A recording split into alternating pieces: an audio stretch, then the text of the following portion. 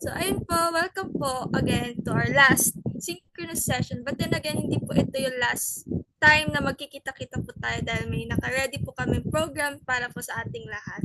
Na abangan niyo po later yung announcement para po doon.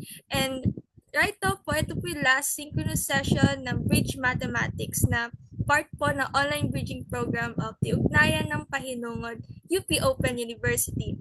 And I am so thrilled to see eager learners joining us this morning po. Talagang may forever ata sa UPOU at magkakasama pa rin po tayo hanggang sa dulo. Dulo as in last synchronous session. So before we begin po, can we do a quick check para po makita natin kung buhay na po ba, kung gising na po ba, at kung ready na po ang lahat para po sa session po natin today. Please send in sa chat box po kung ano pong emoji yung sa tingin nyo po magde-describe sa mood nyo po for this December. Ayan, gamit po tayo ng chat box or kahit reactions na lang po sa Zoom na makita po natin kung gaano ka ready or excited po ba kayo this December kasi magpapasko na po or may holidays, mga bakasyon, baka naman po may mga magbabakasyon dyan and mag-spend time with their families and friends, ganyan. Ay, hala, walang sumasagot. Gising na po ba ang Angel? And meron pa po ba yan? Like, so para baka chill-chill lang. Ay, may naka-shade. So, I'll be assuming na you're excited and medyo pa-cool. So, tingin mo magiging feelings mo for this December. Yan. Thank you po sa mga nag-react and sa mga nag-send po ng emojis nila. So, ayun po. We're very happy to have you here because today marks the day to celebrate all the progress that you've made so far. Kaya, i-enjoy natin itong last session natin together. And katulad nga po ng sinabi ni Sir Ray sa chat, let's finish this strong. So, ayun po, dito po sa UPOU po kasi we believe in making quality education more accessible to all Filipinos, wherever you may be. So, this bridge program, which includes yung bridge English, physics, and mathematics, was developed to help address the learning gaps and boost confidence in these subjects. And it's been a few weeks since we started, and it's been an awesome journey of learning, solving, and conquering math together with our volunteer teachers. So ayun po, today we're wrapping things up with good vibes, great energy, and of course, some exciting learning moments. And we will wrap it up with our last lecture now that everyone's ready. So let's welcome po our math master for today. She is a graduate of Bachelor of Science in Chemical Engineering from the University of Mindanao. She earned the following post-baccalaureate degrees: Diploma in Research and Development Management from the University of the Philippines Open University, Los Baños, Laguna. Masters of Arts in Education Mathematics in University of Mindanao, Davao City.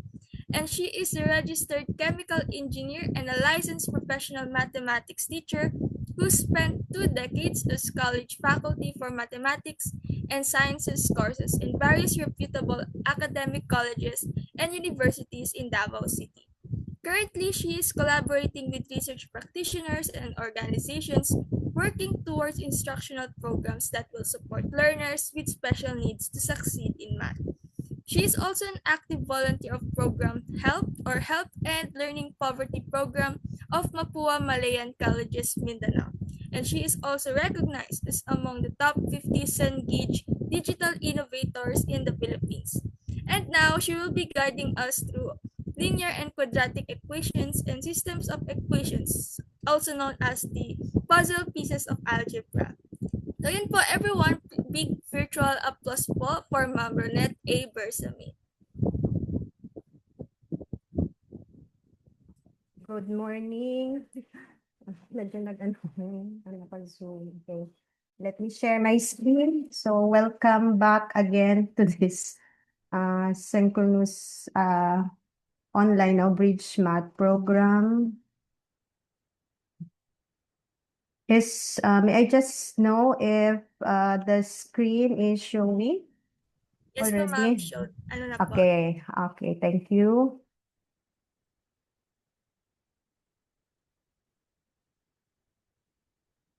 Medyo nag-lag siya. Hmm. Sandali lang ah. Baka sa internet connection medyo.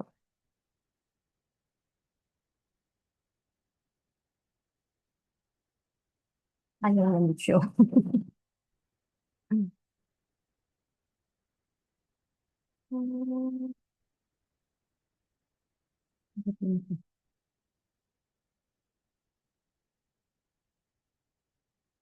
Hmm. I apologize. Parang sa internet, may ano kasi yung internet ngayon. Ayaw niya mag-move.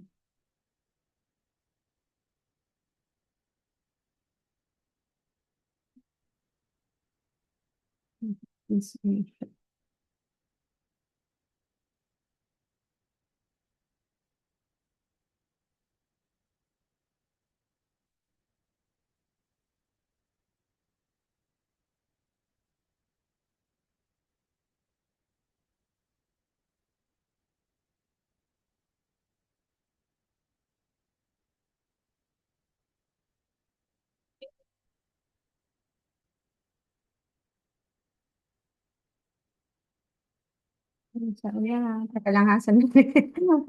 Anong nangyari dito?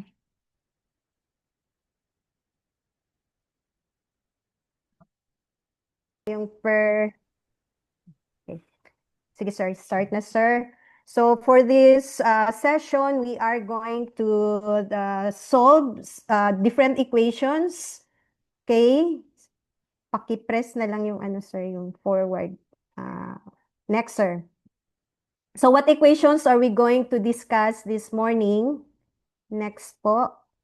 Okay, so at the end of this session, each bridge math participant will be able to solve linear equations. Two, next, sir. Solve literal equations. Then next, solve quadratic equations. And then fourth, solve radical equations and solve systems of equations. So we will tackle all these equations, how to solve these equations. Okay, next. So what do we mean when we say solving equation? Solving equation refers to the process of determining the solution set. So the set of all solution of an equation is its solution set. Another term that we have to understand when we discuss about equation is equivalent equations. Okay, these are equations. Okay. So we will now proceed with linear equation of one variable. So what is a linear equations of one variable? It is a first degree equations that contain only one variable. Okay, the variable has the highest exponent of 1, and here are some examples of linear equations of one variable. Okay, as you can see, we have here 2x plus 5 is equal to 11. These are example of linear equation. 5m plus 6 is equal to 8m minus 3. Y plus 3 is equal to 17. 2d plus 3d minus 2 is equal to 4d minus 5. Okay, so these are example of linear equations. Now we will proceed to find the solution. How are we going to solve this linear equation? We can summarize the process of solving linear equations of one variable with the following 3 steps. Okay, so step 1, you simplify both sides of the equation as much as possible. Step 2, use the addition or subtraction property of equality to isolate a term that contains the variable on one side and a constant on the other side of the equal sign. And then third, use the multiplication or division property of equality to make the coefficient of the variable equal to 1. Okay, so let's proceed. What is the addition and subtraction property of equality? According to this definition, for all real numbers a, b, and c, 1, a is equal to b if and only if A plus C is equal to B plus C. 2, A is equal to B if and only if A minus C is equal to B minus C. Okay? So, what does this, if we will summarize, this means that any number can be added to or subtracted from both sides of an equation and an equivalent equation is produced. I have defined already what is an equivalent equation in the previous slides. Okay, so here is an application. Let's apply first the addition and subtraction property of equality. We have here an example. Solve x minus 8 is equal to 3. So how do we solve that?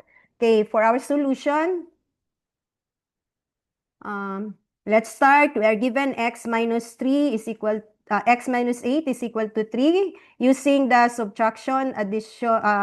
addition subtraction property of equality. What we are going to do, we need to remove negative 8 on that side. So what are we going to do? We have to add 8 on both sides. Okay, so what will happen next? We simplify. Okay, we add 8 to both sides, so that becomes x is equal to 11. So the value of x is 11. The solution set is 11. Okay, so let's learn transforming equations with addition and subtraction equality properties. Okay, so how is it done? So to solve an equation, you need to work backward or undo what has been done by using inverse operations. To illustrate, okay, to undo the addition of a number, how? You add its opposite. Example, solve the equation x plus 7 is equal to 19. So we can transform that using the addition property of equality. That is x plus 7 is equal to 19. We have to add opposite of 7 to both sides. That becomes x plus 7 minus 7 is equal to 19 minus 7. Simplifying, okay, that 7 minus 7 is 0. 19 minus 7 is 12. So x is equal to 12. So the solution set is 12. Okay. How about multiplication division property of equality? It states that for all real numbers a, b, and c, where c is not equal to 0, 1, a is equal to b if and only if a times c is equal to b times c, or the product of a and c is equal to the product of b and c. 2, a is equal to b if and only if, okay, a over c is equal to b over c.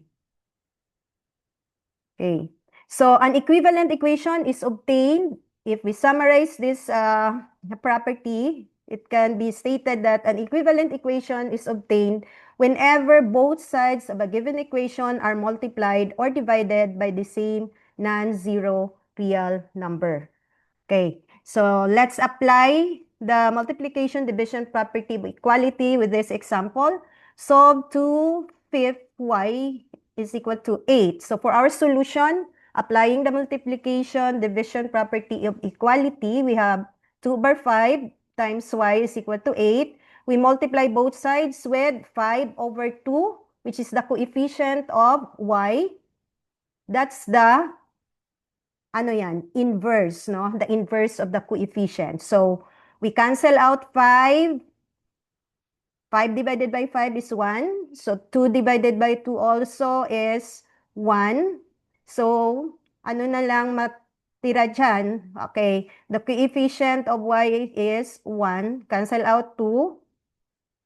So, you are left with what equation?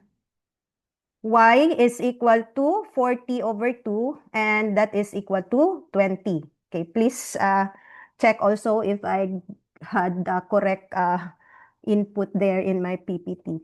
Okay, so your Y is equal to 20. So the solution set is 20.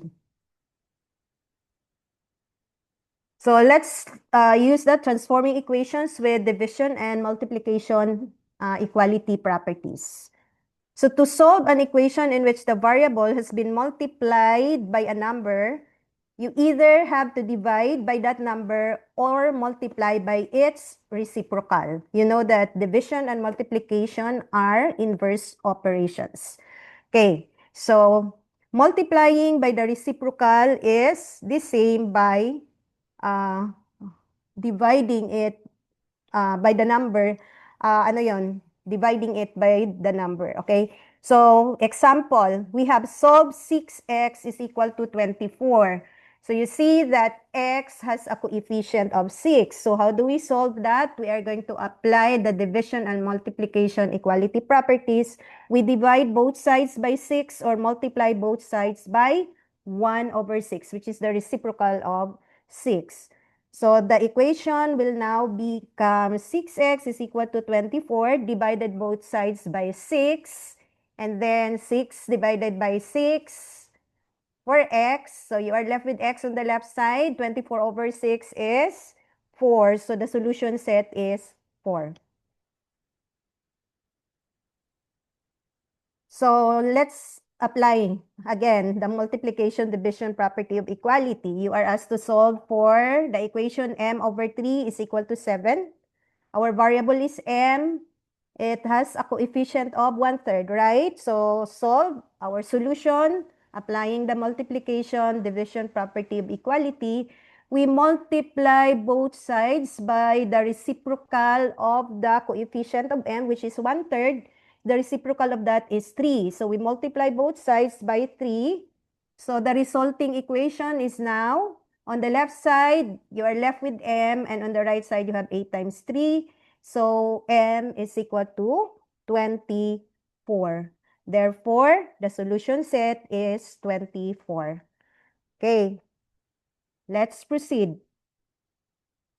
Okay, one more example. This is now, we have to apply both the addition and subtraction, multiplication, and division property of equality.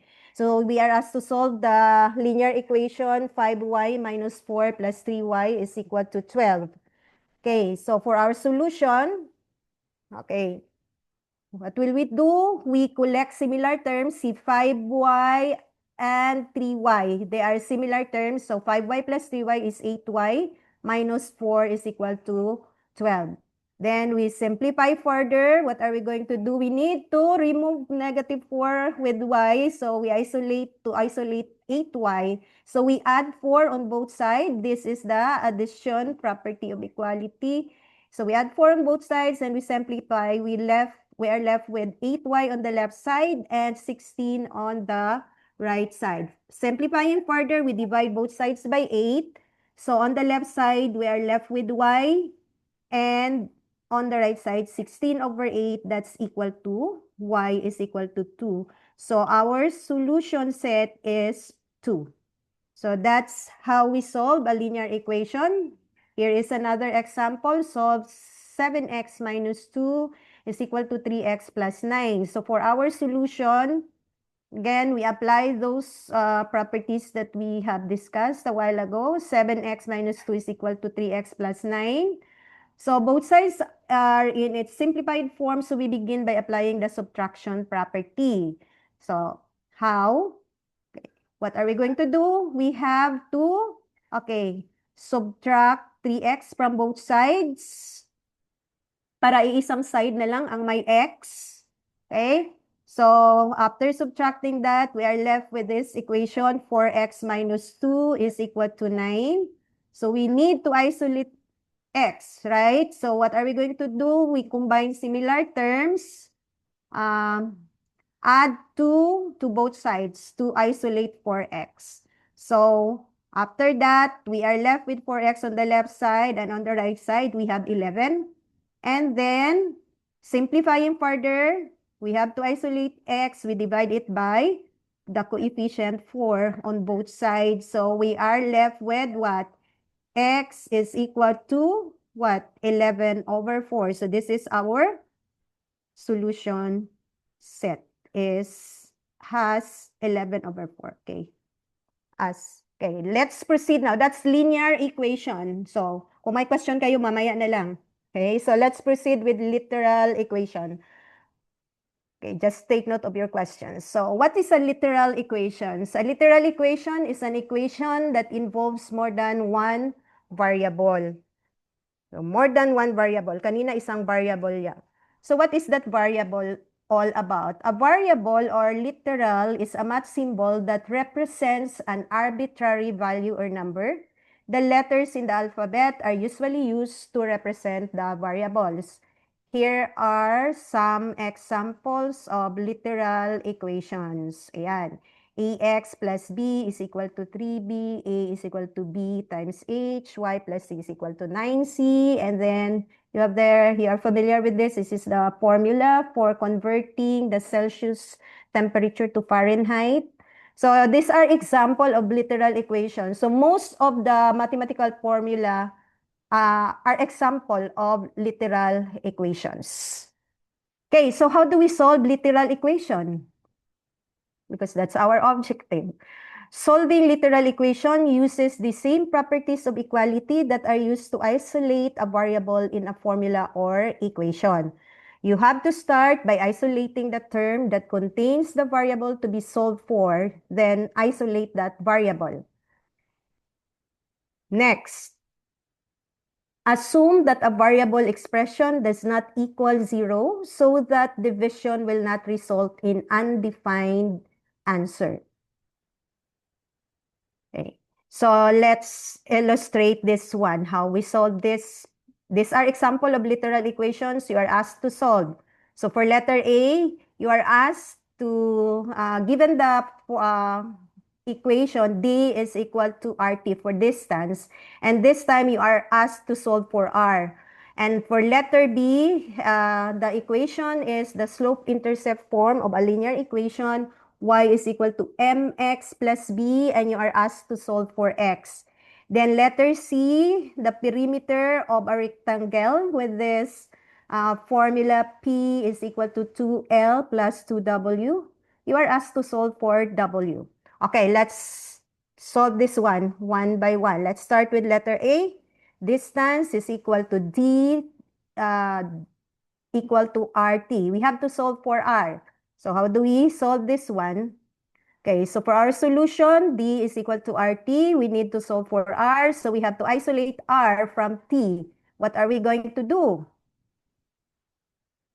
Okay, we isolate R by dividing both sides by T. So dividing both sides by T, you are left with R on the right side, and on the left side, you have D over T. So we have solved R. R is equal to D over T.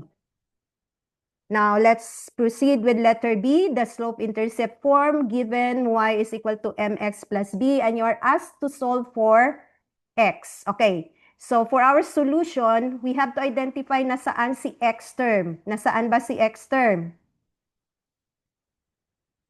Kasama niya si m. Okay? So, yan, naka-encircle.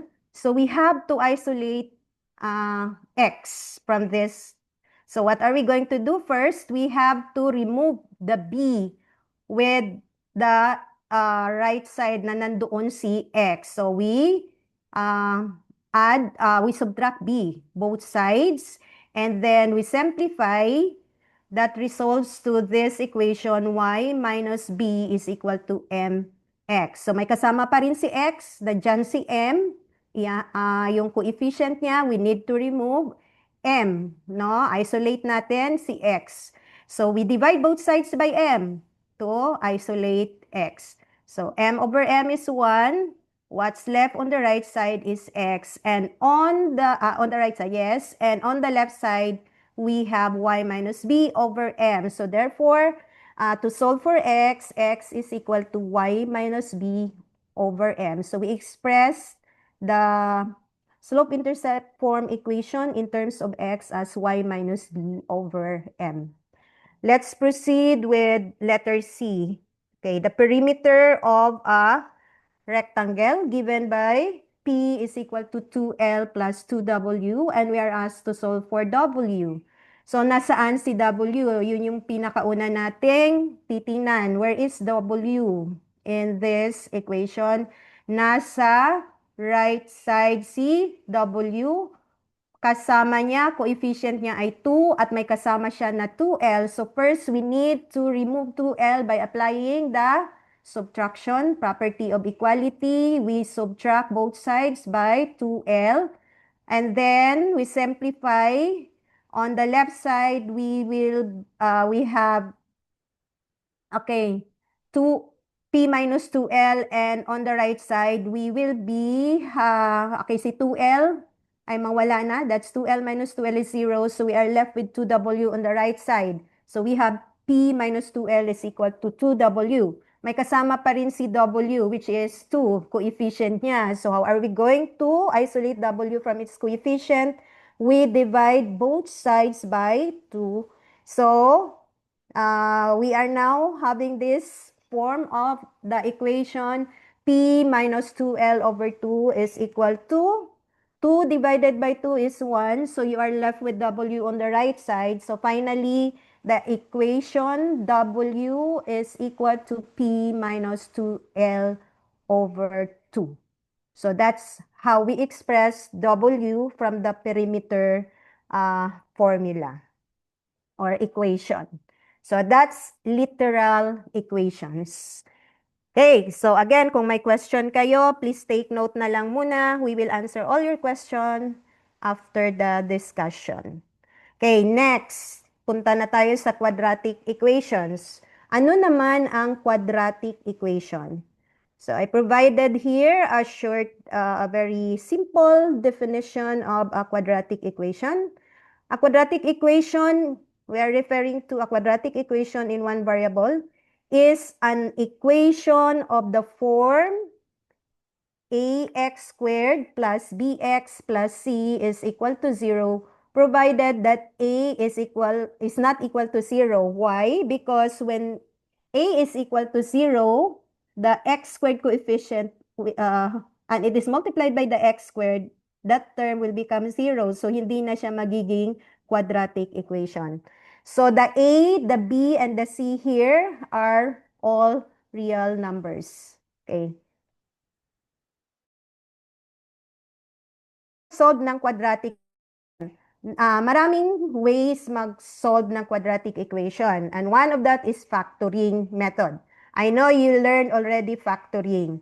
So to solve a quadratic equation by factoring, what we are going to do, we first write the equation in this form. Ax squared plus x plus c is equal to 0. So bago kayo mag-umpisa ng factoring, isusulat nyo muna itong standard form, no? Ax squared plus bx plus c equate to 0. We called it quadratic, or ano yung other name for that?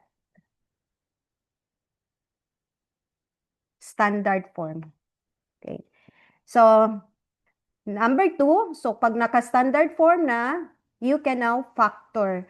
Factor the left side of the equation. So, hindi mo ma-factor yung right side kasi the different methods of factoring. Depende kung ano yung binigay na quadratic equation sa iyo. And then, ano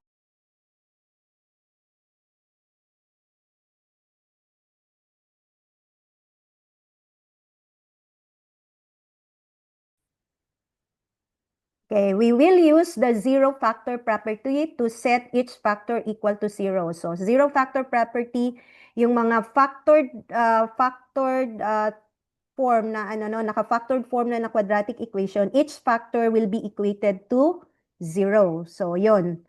And then, you solve its resulting linear equation. So, after factoring, it will result to linear equations, and now you can now solve its linear equation, and you know how to solve a linear equation. Okay, so let's proceed with some example. Of course, you have to check your answer whether it is correct by substituting it in the original equation. So, example, solve the equation 6x squared minus 3x is equal to 0. So, bago tayo mag-solve ng equation, dapat kilala natin sila. Anong klaseng equation ito? So, by looking at this, we can tell that this is a quadratic equation because quadratic equation, one variable. the highest exponent that you see for x is 2. So this is a quadratic equation. This is not a linear equation. So solving this by factoring, anong unang gawin? We have to transform this in the standard form. So start. So since the equation is already in the quadratic form, we begin by factoring the left side of the equation. So we factor the left side using ano tong klaseng factoring? It is common monomial factoring. So common monomial factoring, common monomial factor is 3x. So 3x is our common factor. What is left if we factor out 3x in 6x squared is 2x. For 3x, 3x divided by 3x is 1, and this is a negative. So we have two factors here, the 3x and the 2x minus 1. So by the zero factor property, we equate each factor to 0. Okay, so we will have 3x is equal to 0. This is a linear equation. And the other factor, 2x minus 1, which is equal to 0, which is also a linear equation. We can now solve x using the knowledge that we have learned in solving linear equations. So we can solve these linear equations to get the value of x. So for 3x is equal to 0, x is equal to 0. For 2x minus 1 is equal to 0, we solve for x is equal to 1 half.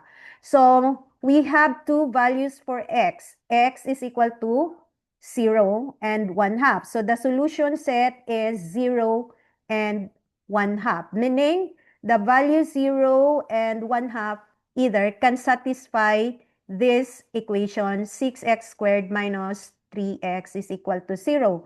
To check whether this is correct, again, you just substitute it to the original equation. But factoring method doesn't work always, no, with many quadratic equations. May limitation siya. May pagkakataon na at maraming pagkakataon na hindi mo siya magamit. Okay. For example, in the trinomial in the equation x squared plus 5x plus 1 is equal to 0 cannot be factored by using rational coefficients. Why? Okay, you try to factor this using factoring. Okay, you will be able, hindi ka makakuha talaga ng factor, no? Okay, so to solve such equation, but this is quadratic, right? So to solve such equation, we need to develop other methods. So there are other methods that can be used for solving quadratic equation aside from factoring. And one of that is solving quadratic equations by the square root property. What does it says? Square root property. Sabi dito, if x squared is equal to b, then x is equal to plus minus the square root of b. So, the equation has two solutions pa rin. X is equal to square root of b, and x is equal to the negative square root of b. Okay. Next. So, solving quadratic equations by taking the root of both sides of the equation. Yun lang yung ibig sabihin yan ng square root property. So, example, x squared is equal to 49. Though I know pwede ninyo ma-factor, pwede nyo ito ma-solve by factoring, kung ano na kayo, very adept na. Pero by looking at that, at tingin ninyo, walang factor. So, we can just apply the square root property. How? Okay, we have x squared is equal to 49. You just extract, okay, take the roots, no, square roots on both sides. So that becomes x is equal to square root of 49. Kasi square root of x squared is x. Then get the square root of 49. Okay, we will have two roots for 49. Positive 7 and the other is negative 7. Okay. Next. So, yan. We can write that in double sign notation. We can have this x is equal to plus minus 7. So, yan yung ibig niyang sabihin. It has two values, the positive and the negative value. You can check again. Okay, by substituting 7 to the original equation. So, using the positive 7, we obtain 49 is equal to 49. It's correct. For negative 7, The same, we got 49 is equal to 49. Okay, that's the square root property. Now, the other, and this is, medyo mahaba siya, pero you are sure that you will be able to really get the correct, that you are really in the right direction using this quadratic formula. Okay? Ano ba ang quadratic formula? Memorize niyo pa yan. Okay, the solutions to a quadratic equation, ax squared plus bx plus c is equal to 0. Using the quadratic formula is this one. X is equal to the negative of b plus minus the square root of the quantity b squared minus 4 times a times c all over the 2 times a. So, just know where is a, where is b, where is c, or what is a, what is b, what is c, and then substitute in the formula, you will get the answer. So, here, if we use the quadratic formula, you will get two answers because we have a plus minus, no, double sign here before the radical sign, b squared minus 4 times a times c. So there are two values for the given variable that we can obtain. Okay, so let's proceed. Let's use the quadratic formula to solve this equation. X squared plus 5x plus 6 is equal to 0. So for our solution, we have in this equation, our A is equal to 1, our B is equal to 5, and our C is equal to 6. From this formula, ayan A, ayan si B, and ayan si C. Nasaan na si C? Okay. So we substitute these values in the quadratic formula and we simplify. Again, our quadratic formula is this one given. So we substitute now the value of A, which is, okay, B is 5. Okay, we substitute B. Okay, and then A is 1. Then C is 6. Then in the denominator, we have A, which is 1. Just simple arithmetic. Okay, proceed, simplify. Okay, simplify first those terms inside the radical expression. We will, if we simplify that, we got this answer. Okay, simplify further. We have what inside the denominator? Okay. Inside the radical, sorry. So, anong meron sa radical? 25 minus 24 is 1. So, this is a plus minus square root of 1, meaning we have two values. The positive, so we have this equation, negative 5 plus square root of 1 over 2. And the other is what? Okay, negative 5 minus square root of 1 over 2. So, we simplify each of this 1. So, square root of 1 is 1. Negative 5 plus 1 over 2. That's negative 4 over 2. Simplify, x is equal to negative 2. On the other one, we have the negative square root of 1. Okay, that's negative 5 minus 1 over 2. And that's equal to negative 6 over 2. Simplify further. Okay, the value of x is negative 3. So we have two values of x, negative 2 and negative 3. To check whether these values are correct, you can substitute this to the original equation. X squared plus 5x plus 6 is equal to 0. So I don't have to illustrate the checking. Alam na alam nyo na yan. Okay? So next, that's quadratic formula. There is another one which is the completing the square, but hindi ko na lang siya sinali kasi medyo mahaba siya at medyo and that is not commonly used, no? But if you proceed just like analytic geometry and some other higher mathematics, lang siya, selectively used lang siya. Okay? So, let's proceed with radical equations. Okay, ano naman ang mga radical equation? From the word radical, anong ibig sabihin yan? Okay, equations that contain radicals with variables in the radicand are called radical equations. So, how do we solve a radical equation? Okay, so example muna. Okay, radical equations that involve one variable. These are example. Okay, so you look at that. So, lahat ng expression na nasa loob ng radical, kung may expression na nasa loob ng radical, ay considered radical equations. So, these are examples presented. Okay, next. Okay, so in order to solve such radical equations, we need the following property of equality. What property is that? Okay, for real numbers A and B, if A is equal to B, then A squared is equal to B squared. So we are permitted to square both sides. So that's the property of equality, that we can square both sides. So we can square both sides of an equation. So note that squaring both sides of an equation sometimes produces results that do not satisfy the original equation. So hindi lagi na pag nag-square both sides tayo, it will always result to that. Okay, so let's proceed. Applying this property of equality, squaring both sides of an equation to solve a radical equation. For example, solve the square root of x is equal to 3. So we have to solve for x. Kailangan makalabas si x sa kanyang kulungan na radical sign. Okay, so makalabas dapat siya. How? We apply the, okay, we have to square both sides, or we call it SDS. Okay, so square root raised to a power of 2 is 1. So, kaya mawala na siya, cancel out. Okay, so you are left with x on the left side, and on the other side, you square 3, that's equal to 9. So, x is equal to 9.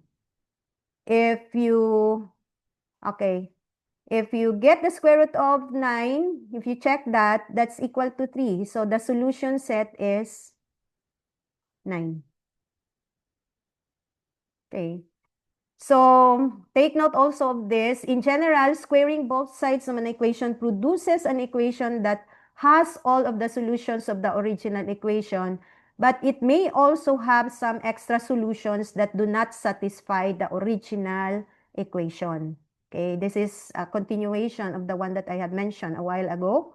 So, such extra solutions are called extraneous solutions or extraneous roots. So therefore, when using the squaring property, you must check each potential solution in the original equation. So yun yung additional thing that you have to do when you are solving radical equation. Okay, so let's proceed.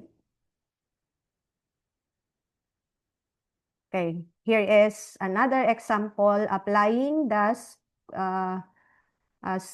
SBS, no? Solve the square root of 2x plus 1 is equal to 5. So, dapat we have to solve x, pero nasa loob siya ng radical, we have to, a radical sign, no?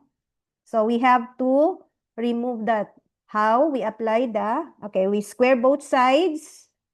If we square both sides, so the left side, we have, okay, we square both sides, so the radical sign when raised to a power, okay, square root raised to a power of 2 is 1. So you are left with 2x plus 1 on the left side, and on the right side, you square 5, that's equal to 25. Okay, so simplify. This is now a linear equation. Solve for your x. X is equal to what? 2x, okay, equal to 24, and solve for x, that's equal to 12. Now, check. That's one of our SOP. So 2x plus 1, we substitute in the original equation the value of x, which is 12. And then simplify. 2 times 12 is 24 plus 1, square root of 25. And you know that the square root of 25 is 5. So our solution is correct. So the solution set is 12. Okay. We will proceed with systems of linear equation, or we have to have a break first. Ma'am, let's have a 5-minute break po muna. Okay, thank you. Sige po. Sige.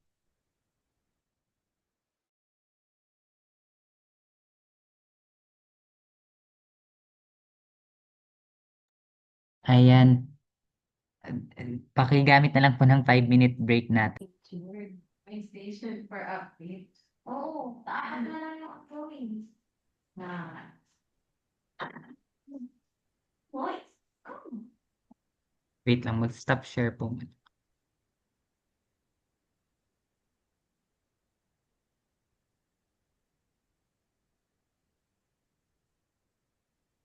Okay.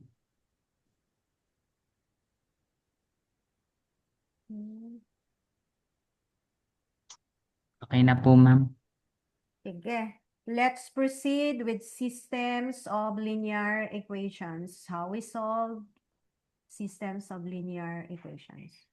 So what do we mean when we say systems of linear equation?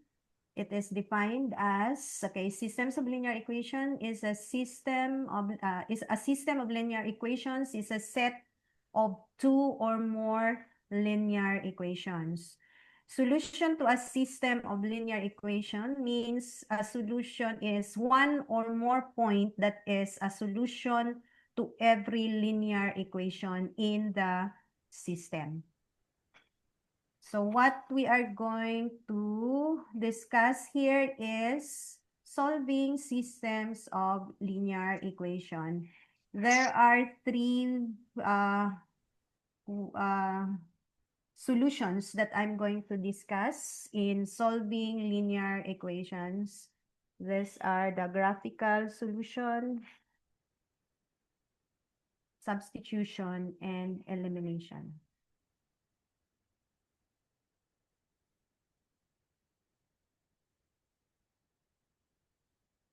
So yan. So solving systems of linear equation, there are three: graphing, elimination, and substitution. So we will discuss this one by one. We will start with linear equation, solving by graphing. So, but before that, let's understand this term first.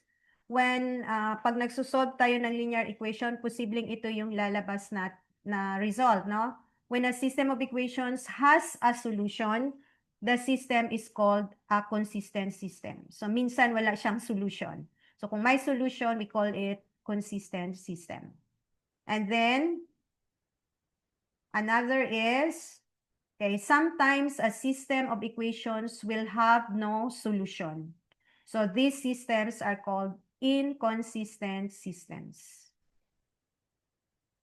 Then the other one, okay, that we have to understand is dependent equations. Kailan ito or ano itong equation na to?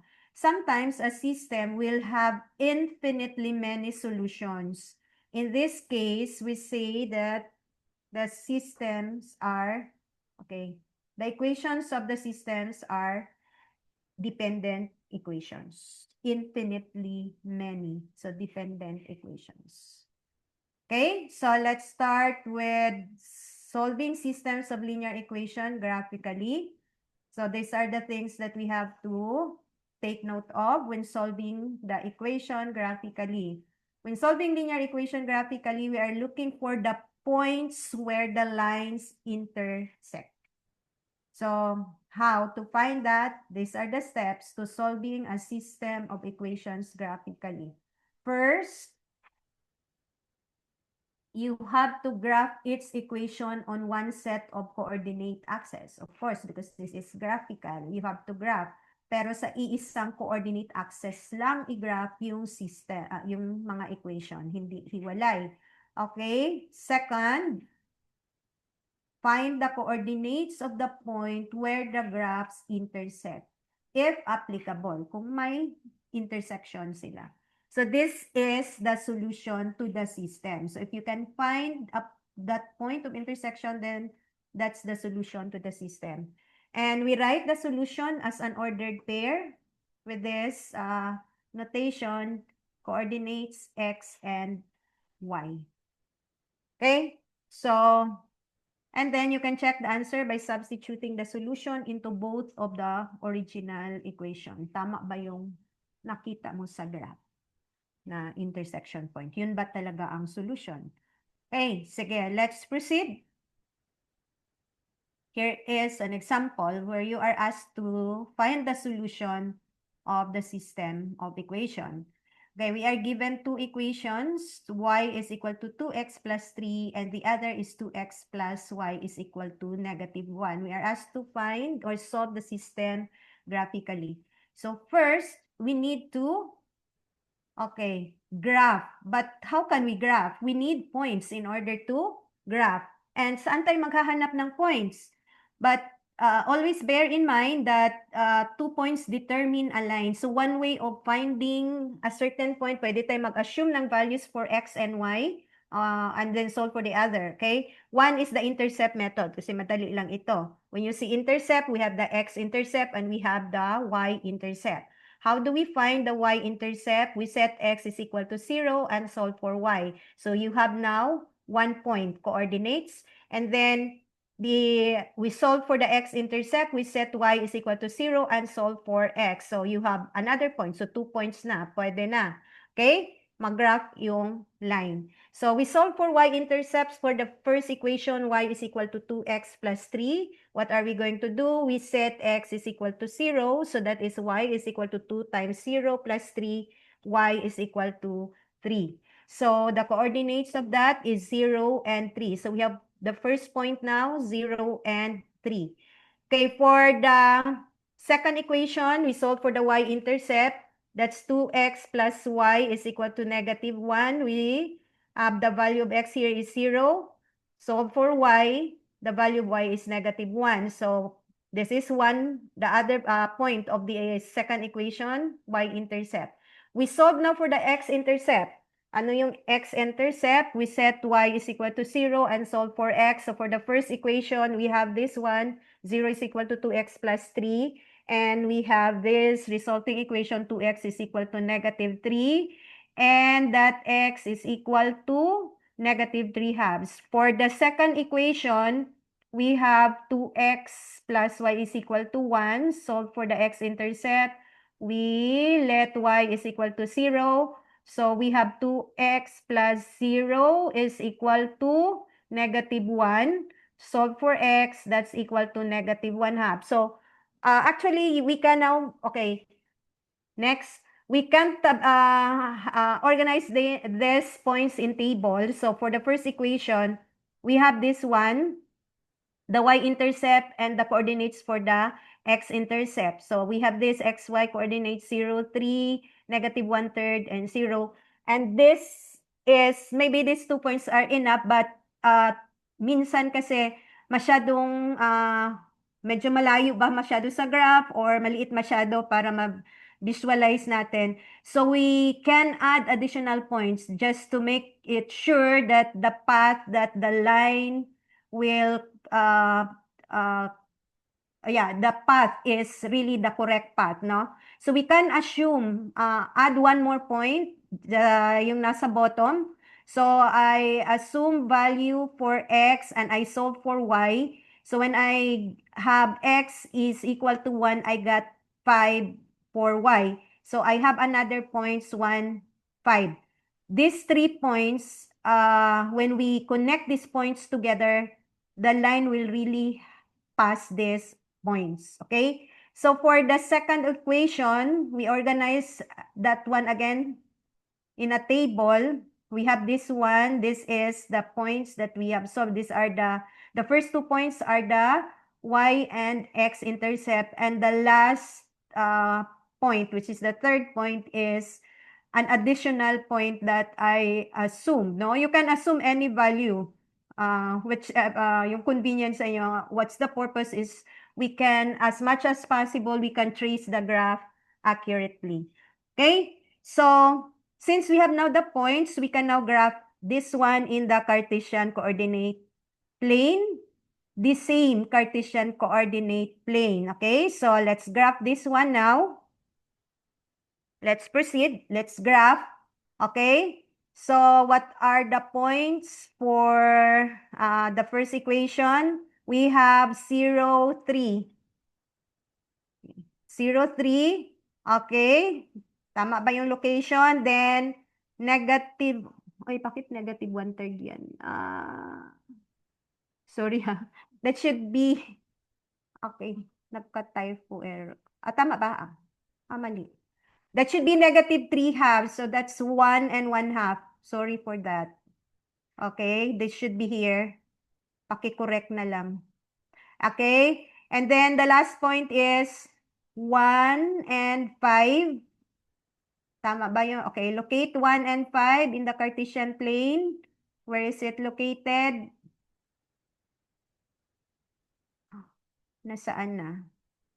Next, sir.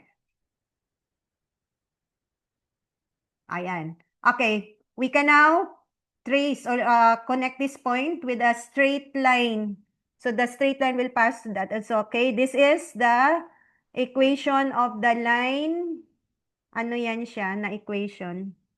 Okay. Anong equation yan? That's your y is equal to 2x plus 3. Okay, we will now trace the other one, the 2x plus y. Okay, so first point, 0, negative 1. And then the next point is negative 1/2 and 0. Ano yung na-copy-paste? Okay, victim tayo sa copy-paste. Ayan. Okay, and then 0, negative 1/2. Pero tama naman yung location. Okay, next, the third point is negative 2 and 3, and we connect these points. Okay, so yun yung path ng second equation, straight line. Yan. So, what is now our solution? The point of intersection. Okay, where is the point of intersection? Yan. So, anong coordinates ng point of intersection? As you can view, is it visible? Okay, that's the two lines intersect at point negative 1 and 0. So when we do graphical solution, it is really important that our graph passes really at the point, no? Very, very, ano siya, sensitive kung medyo crooked yung line natin, okay? So the lines intersect at this point, negative 1 and 0, negative 1 and positive 1. So that is the solution of this system of equation. Again, okay, so to check whether this is correct, tama ba talaga yung intersection point? Kasi nga graph lang ito, we can check the answer by substituting the solution into both of the original equations, either in 2x plus 3 or 2x plus y is equal to negative 1. Ito yung equation. So, if we check the solution here, ayan, nauna na, okay. In the first equation, you check, okay, ito yung, we substitute negative 1 for y and negative 1 for x, and then simplify. Well, okay, it's correct. And for the second equation, it should satisfy both equation. So negative 1 for x and positive 1 for y. Yes, it satisfies both equations. So therefore, the solution of the system is the point negative 1, 1. Okay? So that's solution by graphing. Okay, let's proceed. Okay, possibilities that can occur when two non-vertical linear equations, each with two variables, are graphed. You have to take note. Okay, ito yon, hindi ko na kaya ibigay lahat ng mga possible graphs, no? Kasi it would take how long? Okay, posible, ito yung mga possible graph na pwede nyong ma-produce when you graph equation. Ito, lines, intersecting lines. Lines are different and intersect, kagaya ng example a while ago. So the equations are independent and the system is consistent. There is only one solution that exists kasi isang point lang sila nag-intersect. The other possibility is the graph is ito, parallel lines. Lines are different and parallel. The equations are called independent and the system is inconsistent, meaning there is no solution that exists. So that's one possibility, another possibility. And the other is this one, lines coincide. Okay? They are the same line. Different equations, but if you graph them, they are the same line. So the equations are dependent and the system is consistent. In this case, ito na yung tinatawag nating the system has infinitely many solutions. Okay? So that's the possibility, possible graphs that you will produce. Okay, let's proceed. systems of linear equation by substitution. Okay, how to solve by substitution. Here are the steps. Okay, first, if necessary, solve one of the equations for x or y, preferably a variable with a coefficient of 1. Yung simple, no? Mas madali i-solve, no? Simple. Kung may coefficient naman yun ang i-solve mo. Okay, 2. Substitute the resulting expression for the variable obtained in step 1 into the other equation and solve that equation. Then, third, find the value of the other variable by substituting the solution found in step 2 into any equation containing both variables. Okay, so let's illustrate how to solve linear equations by substitution. Of course, the last part is you have to check whether you got the correct answer by substituting it back to the original equation. Okay, so let's have this example. Solve the system by substitution given 2x plus y is equal to -5 and 3x plus 5y is equal to -4. Okay, by substitution, first, what are you going to do? For our solution, we named equation 1 and equation 2. We label that. Okay, solve one of the equation for one of its variables. So, manili kayo, si equation 1 ba yung gamitin mo or si equation 2? But preferably, doon tayo sa simpler, yung may coefficient na 1. So, I guess equation 1 is simpler. Pero kung gusto mo si equation 2, okay lang din. Okay? So, for this, I choose 2x plus y to solve y in terms of x. Okay? Sige, let's proceed. So, if I use equation 1, I have 2x plus y is equal to -y. I will solve, okay, y in terms of x. So, parang literal equation lang. Okay? Solve for y, that is, y is equal to -5 plus 2x, or that's y is equal to, minus 2x, sorry. -5 minus 2x. So, we subtract 2x from both sides. And then, so we express y now in terms of x. Isa-substitute na natin ang value ng y in the second equation. Wag doon sa first equation, ha? Kasi dito tayo kumuha ng y sa first equation. Doon na sa second equation. So, i-substitute na natin si -5 minus 2x sa second equation for y. Okay, substituting 3x plus 5 times, okay, instead of y, we have -5 minus 2x is equal to -4. Okay, simplify. Apply the distributive property of multiplication. So, distribute 5 over -5 and -2x. That is equal to, so the equation now is 3x minus 25 minus 10x is equal to -4. Then simplify. This is now a linear equation. Simplify to solve for x. Okay. So, solve for x, collect similar terms. We have -7x minus 25 is equal to -4. Simplify further to solve for x. Okay. We have -7x is equal to 21, and solve for x, that's equal to 21 over -7, and that's equal to x is equal to -3. So, we have now the value of x, -3. We can now substitute this x to solve, a value of x to solve for y in either equation. Which one is your type?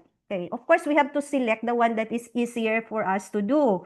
So, in this one, I use equation 1 to find the value of x. So, I substitute -3 for x in equation 1. 2x plus y is equal to -5. So, 2 times y pala ba yung, sorry. 2x plus -3 is equal to -5. So, solve for that.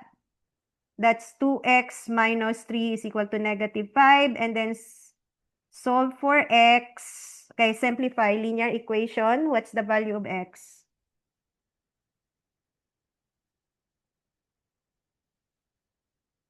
Parang namali yata ako, sir.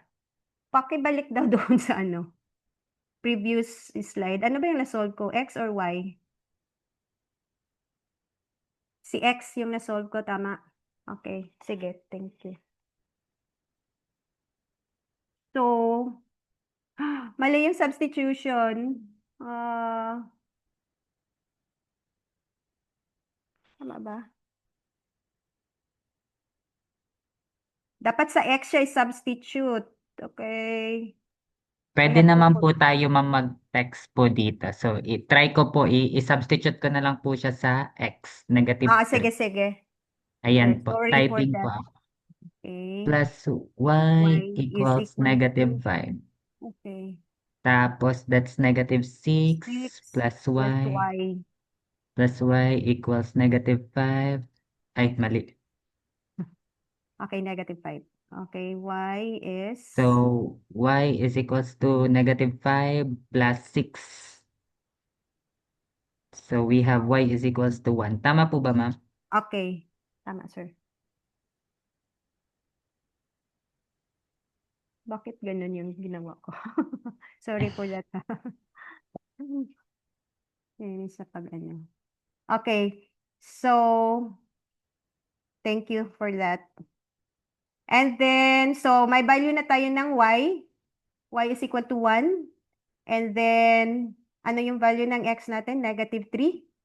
So, let's check whether these two values, okay. Nagkamali lang talaga ako. Okay. Pero tama naman yung lumabas, no? Mali lang. Okay. Negative 3 and 1 is the value. Sige, correct ko lang. Nagkaano lang yun sa pag-copy-copy. Buti na lang nakita. Okay, sorry for that. Okay, so we have to check whether this ordered pair satisfies both equation 2x plus y is equal to negative 5. Okay, and 3x plus 5y is equal to negative 4. So if we substitute the values for x and y, okay, does it give a true? Okay, the equality is true. Yes, the equality is true. Okay, so that's it. Thank you for that. Okay, let's proceed. That's substitution, solving systems of linear equation by substitution. Now let's proceed. Interpreting results from substitution because I cannot provide nga madaming example. So the possibility of the results that you can obtain. So these are the possible and possible results and how you should interpret the result. Okay, so there is a unique solution, coordinates xy to the system when a value can be determined for both x and y. And this is known as consistent system. Okay, graphically, this means that the two lines intersect at exactly 1 point. So that the one that we have a while ago, we have a unique solution, isang point lang. Okay? Next, another result is there are infinitely many solutions. As you can see the graph kanina, no? Ano yung itsura ng graph when it has infinitely many solutions. In the substitution, there are infinitely many solutions to the system when all the variables add to 0 and true statement remains. For example, you got this one, negative 12 is equal to negative 12. Wala kang na ano no na isolate na value, hindi siya unique, okay? So ito yung pag-solve mo, ito ang lumabas, okay? Equal on both sides. This is also known as consistent system and the lines are dependent. Yung nakita natin kanina, yung pareho talaga yung landas na tinatahak ng line. So graphically, this means that the two lines graph as the same line and intersect at all points on the line. And then the other one is there are no solutions to the system when all the variables add to 0. Okay, wala kang na-isolate na variable. Wala kang nakuhang x is equal to and y is equal to. But false statement remains. For example, after solving, wala kang nakuhang x, wala kang nakuhang y, but the equation results to this false statement. 2 is equal to negative 5. So this is also known as inconsistent system. Graphically, this means that the two lines are parallel. There is no point, sorry, wrong spelling. There is no point of intersection. Okay? So that's substitution. We will proceed with elimination. So ano naman ang elimination? To solve a system of equations in x and y by elimination, or the other name for that is addition method, we follow the steps. The elimination addition method, first, if necessary, you write both equations in general form. Ax plus by is equal to c. This is the general form. Then, after writing that in the general form, if necessary, multiply one or both of the equations by a non-zero quantities to make the coefficients of x or the coefficient of y opposites. We are going to transform each equation na magkakaroon ng coefficient either si x or y na opposite. Okay? Kasi yun yung i-eliminate natin. That's the term, elimination. And when we have that one na meron ng opposite no na coefficient either x or y in the system, we add the equations to eliminate the term involving x or y. So next, you solve the equation resulting from step 3, and then what's the next? You find the value of the other variable by substituting the solution found in step 4 into one of the original equations. So, gamitin na naman natin si substitution. And then, you have to check the solution on both equations of the original system. Okay, let's proceed. Solving system of equation by elimination.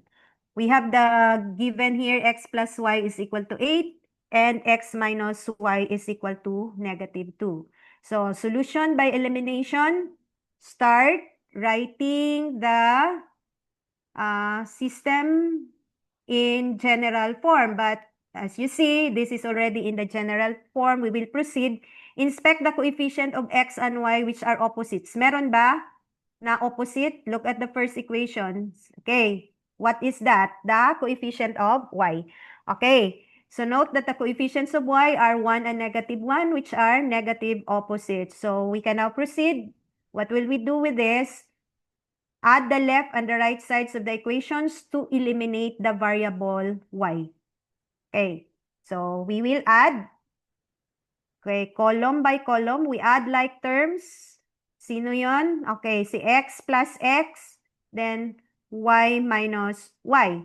Okay, x plus x is 2x, y minus y is 0, 8 minus 2 is 6. So, we have now a linear equation, one variable. We can now solve for x. X is what?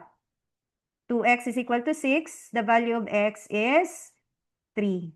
Okay, we divide both sides by 2.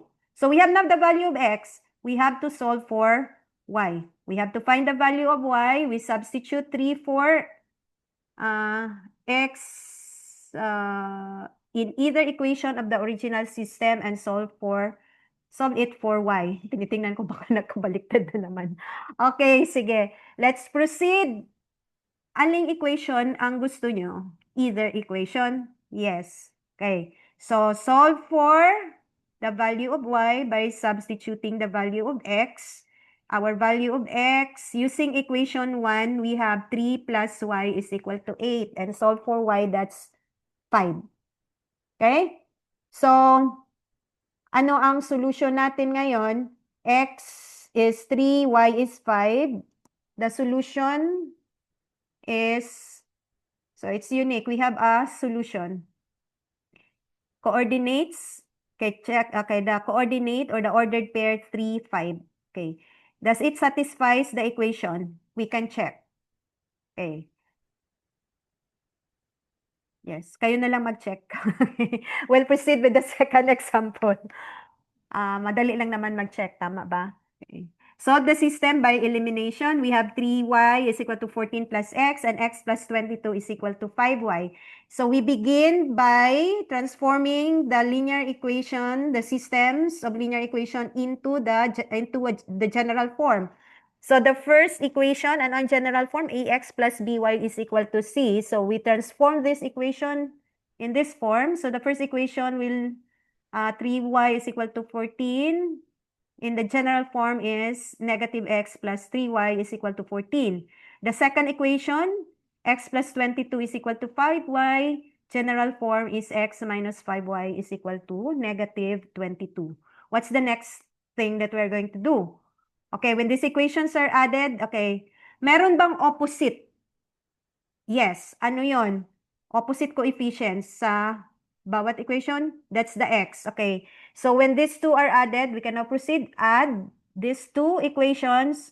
Negative x plus x is 0. 3y plus negative 5y is negative 2y. And on the other side, 14 plus negative 22 is negative 8. Then, we can now solve the linear equation. Negative 2y is equal to negative 8 for y, and that is 4. So we have a value of y is equal to 4.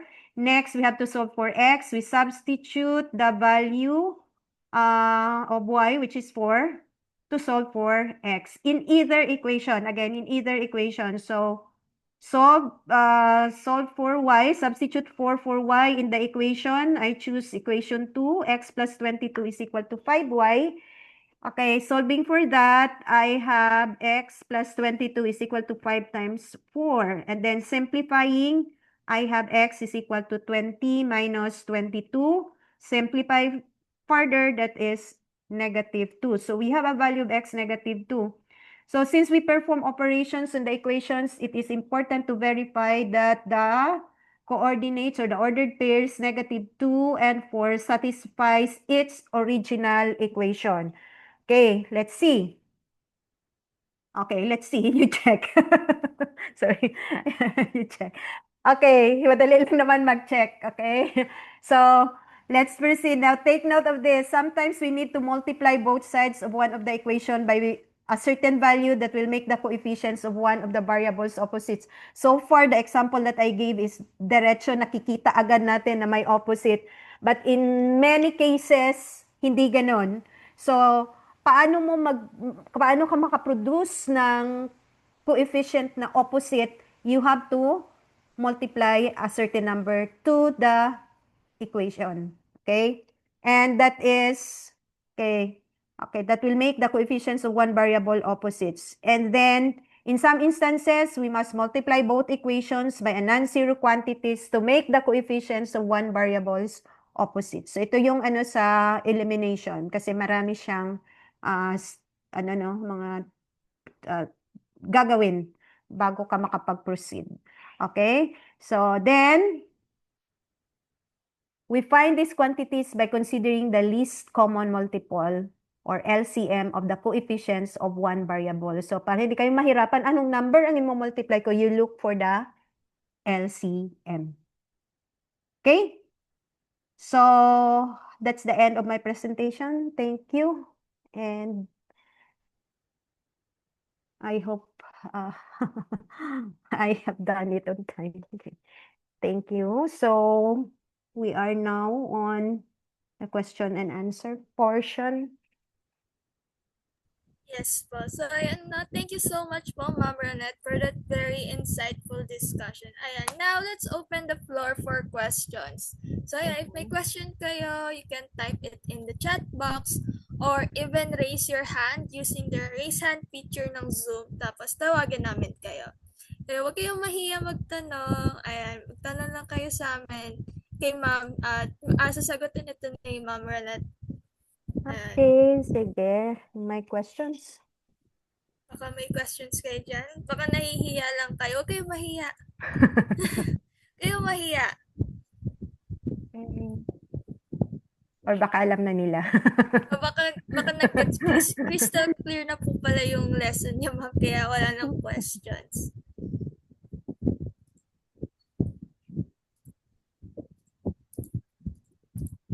Ayun. Wala na. Sige. If Sige. wala po, ma'am, pwede ako na lang. Sige. Sige, sir. Ganito pala pag mag-share ka ng screen, required ka mag-pay attention. Ang dami ko pong natutunan. Na-refresh po yung mga high school math. Ang question ko na lang po siguro, ma'am, dun sa pag-solve ng ano po ba yun? Yung more than one variables ay sa quadratic po ba? Sa Yes. quadratic ba yun or sa More than one lateral? variable, literal equations, and the linear equations contains two variables. Yun po ma'am, sa literal po. Literal po, yes sir. Ang question ko po ma'am, is there a way po na malaman po pag tingin natin ng equation, malaman po agad natin na ay hindi ito solvable by factoring, parang ganon. Like, pwede po. Ah, Or magta-trial and actually, error ka pa po. it's a skill.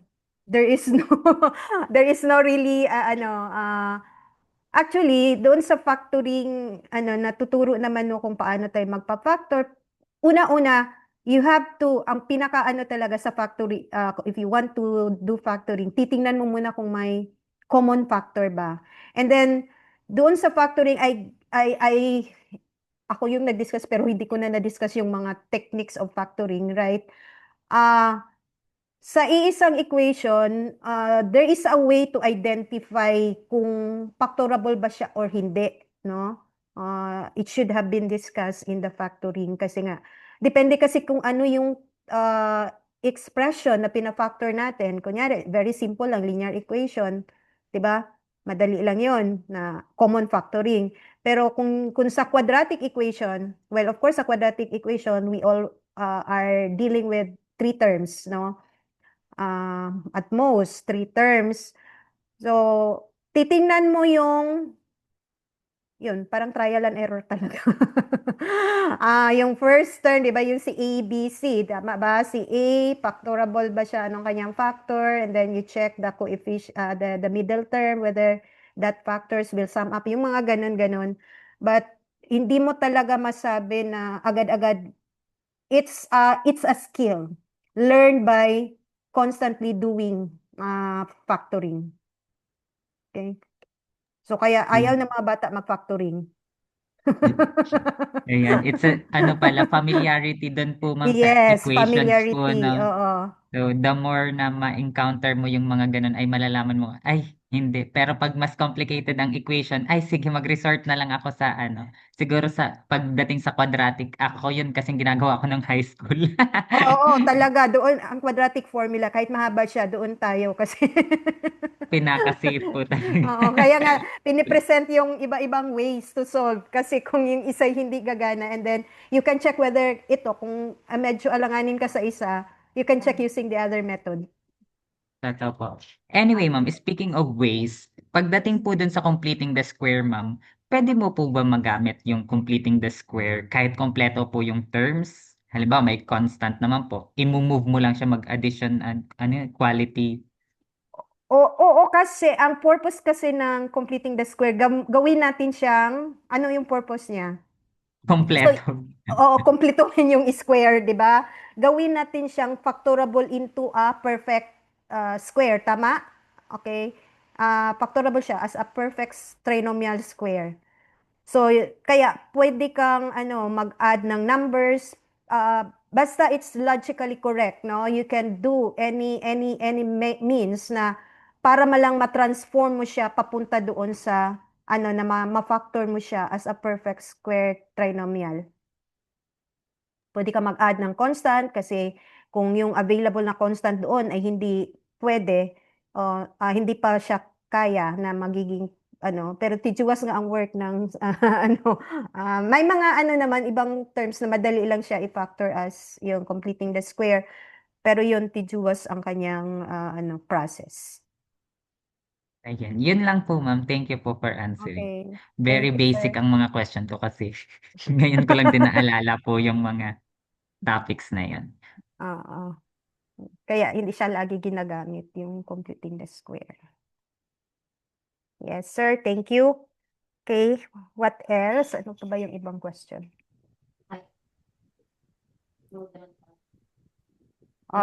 Yes, radicals. From the word radicals, kahit sa mga bata, hirap tayo sa mga radicals. Okay, from the word. Parang sa ang aspect na context ang radicals, mahirap, okay? Sa math, mahirap. Marami din. So, if just me, any tips to practice radicals? So, sa ano lang naman talaga, any math, no, na complicated, you find it difficult, you find it hard, you find it yung complex, ang advice ko lang talaga is,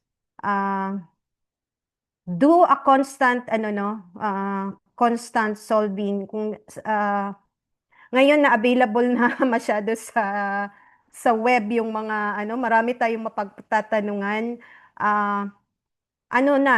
you can find that explanation. And ang confidence, nagigain yan siya when you do so many practices. That's based on my experience. Ako, hindi naman talaga ako ganun yung kagaya ng iba na talagang sabihin nilang ang galing-galing sa math. But all the things that I learned is really through effort. Ang dati, kasi hindi pa naman available yung internet sa aming panahon, ang ginagawa ko, pag nahirapan talaga ako, nagsusolve talaga ako ng mga problem sa libro na may mga sagot sa likod to check. So sa radicals kasi, kaya nga more no, radical, medyo siya, marami siyang mga, kasi una, bago mo siya ma-simplify, kailangan makalabas mo na sila doon sa, yung kulungan nila. Yan. So maraming, what we call this, mathematical operations ang involved. And you can only master this one when you constantly engage yourself in doing problems that involve that kind of mathematical demand, no? So yun lang ang tips ko para sa mga mag-solve talaga. Kung in my end kasi pag meron ako hindi ko naintindihan, magdamagan ako, hindi ko tinutulugan yan. Ginagawa ko, I'm not contented of lang, yung iba gi-memorize yung solution. I really want to understand why, yung ganon. So, kung makikita, nandyan pa, yung mga college notes ko, nandyan pa, pati yung mga scratch ko. Kasi happy ako pag nakuha ko yung, yung pakiramdam ko mahirap, at na-solve ko, preserve ko yung mga solution ko kung paano ko nakuha yon. At hindi ko na nakakalimutan because I learned from my mistakes. Okay? So, that's it. Talagang practice makes perfect po talaga. Even sa mga math skills po natin, talagang kailangan i-hone siya through practicing and answering mga Yes, practice, not that questions. parroting na, yung iba kasi nag-practice, gi-memorize yung, yung solution. You really learn it, why it is. Okay? Opo. Okay. Not really perfect. No, not really perfect, but you learn, you understand why. Okay? Ayan. So, baka may questions pa kayo. Baka may gusto nyo pang hingan ng tips si ma'am. Baka may masasuggest pa siya. Ayan. Huwag kayong mahiya. Okay, so, sige, because, pabigyan na. Still, I really look, kasi kanina pa, 7 o'clock, nagklase na ako. Busy si ma'am. Yes, okay, sige. Buti na lang ngayong oras, I have a vacant time. Okay. Sige. Thank you. Going once. Wala na. Auction pala. Going once, going twice. Baka may gusto ko kayo pahabol na questions. We welcome them all. Pero if wala, I think it's very crystal clear na yung lesson ni ma'am. Kaya wala na rin kayo masyadong matanong. And maybe just guys need to practice doing worksheets and utilize our internet. Kasi internet maraming practice sets kayo makukuha dyan. Alam ko kasi pag nagre-review ako sa internet lang din ako nag-rely for practice sets sa ng mathematics. Ayun. Sige, so with that, we'll go ahead and move on. Pero if may questions kayo, naisip ko bigla mamaya, ayun, feel free to bring them up later sa amin. Pero ayun, before we officially end our last synchronous session,